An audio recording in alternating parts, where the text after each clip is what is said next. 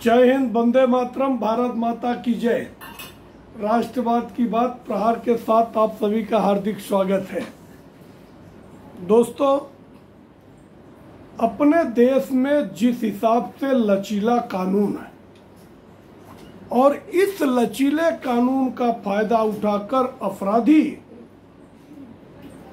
अपराध और जुर्म की दुनिया में बहुत बड़ा मुकाम हासिल कर लिए, मगर जैसे ही 2017 में उत्तर प्रदेश में योगी आदित्यनाथ की सरकार आई, उन्होंने एक नया मॉडल लाया, बुलडोजर मॉडल।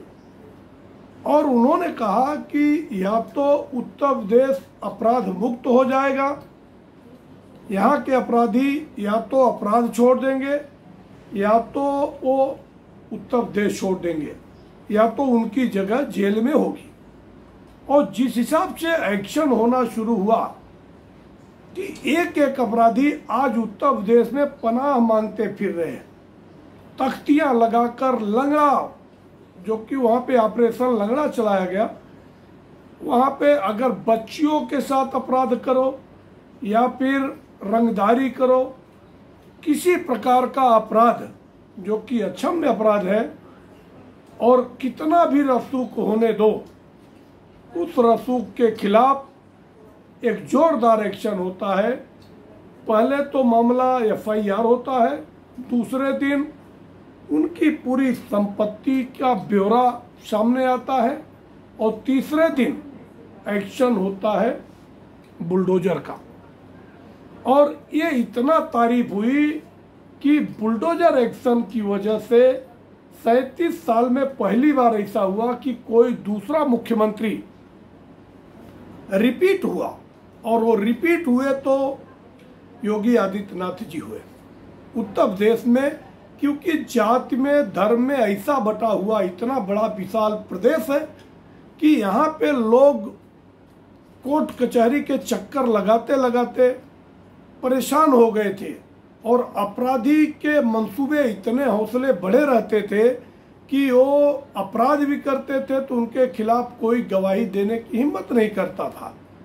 जैसे अगर अतीक अहमद की बात करते हैं या मुख्तार अंसारी की बात करते हैं, एक दौर था उनका कि वो किसी के खिलाफ कौन सा भी जुर्म करते थे और बड़े बड़े असलहे लेकर खुली जीप में तांडव किया करते थे, मगर आम जनमानस को हिम्मत नहीं होती थी कि उनके खिलाफ जाकर गवाही हो, या फिर उस समय अपना न्यायपालिका इतना विकृत हो गया था, किसी जजों को हिम्मत नहीं होती थी कि उनके खिलाफ कार्रवाई करे।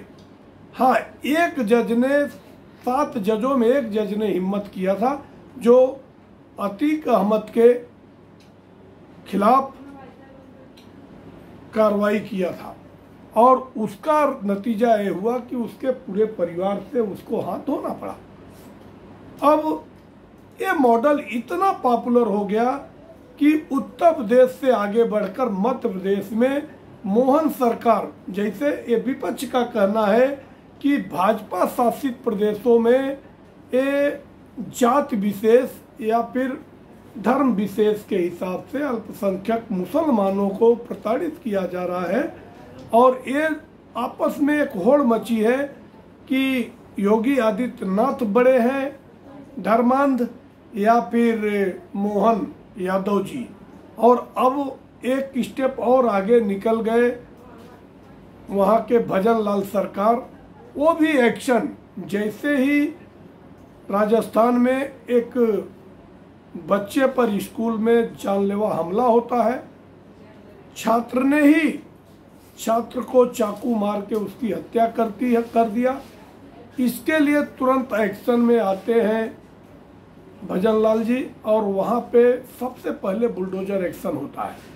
अब मध्य प्रदेश में जो छतरपुर में हुआ, वो बहुत ही बड़ी घटना थी। वो छोटे मोटे फैसले के सामने कोर्ट तो वहाँ पे पंगु दिखता था, क्योंकि अपने यहाँ के जो न्यायाधीश हैं उनको सेल्फ कहते हैं ना कि स्वतः संज्ञान, सुओ मोटे लेने का राइट है, मगर उनको इतने बड़े बड़े अपराध दिखते नहीं।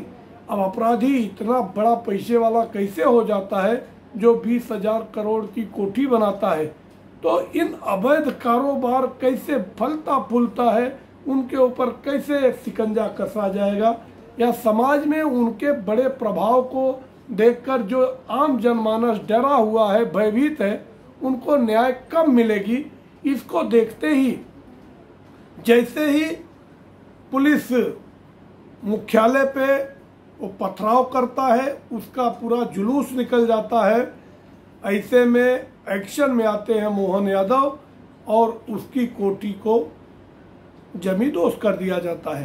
साथ ही उसकी 3 लग्जरियस गाड़ियां जो है उसको भी ध्वस्त कर दी जाती है।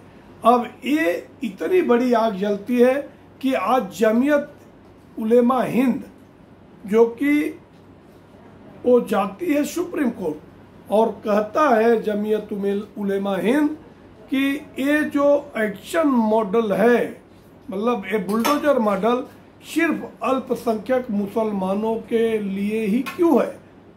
ये नहीं कहता है कि अपराधी सबसे ज़्यादा मुसलमान क्यों होते हैं, या फिर जितने आतंकवादी होते हैं उनकी जात क्यों मुसलमान होती है।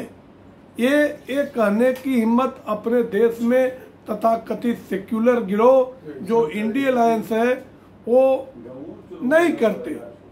अब कल इस पे सुप्रीम कोर्ट, जो कि सुप्रीम कोर्ट में लाखों केस पेंडिंग पड़े हैं, मगर लाखों केस को साइड में रखकर तुरंत इसको सुनवाई में लेता है और कल इस पे सुनवाई है।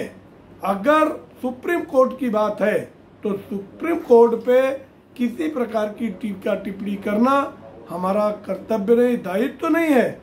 मगर एक सवाल जरूर उठता है कि अगर आम जनमानस आज करोड़ों फाइलें केस सालों साल से लटकी पड़ी है, उसको सुनने के लिए सुप्रीम कोर्ट के पास समय नहीं है, मगर एक विशेष लोग अगर पहुंच जाते हैं और आनन फानन में इनको समय मिल जाता है और ये सुनते हैं।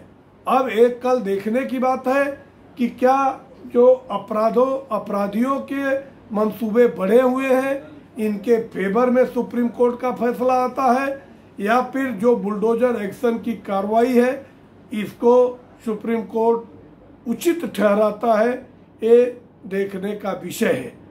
आप लोगों का हमारे इस विश्लेषण पे क्या राय है? आप हमारे कमेंट सेक्शन में आकर अपने विचार को जरूर रखें और आप हमारे चैनल को सब्सक्राइब कीजिए, अपने दोस्तों को शेयर कीजिए। जय हिंद, वंदे मातरम, भारत माता की जय।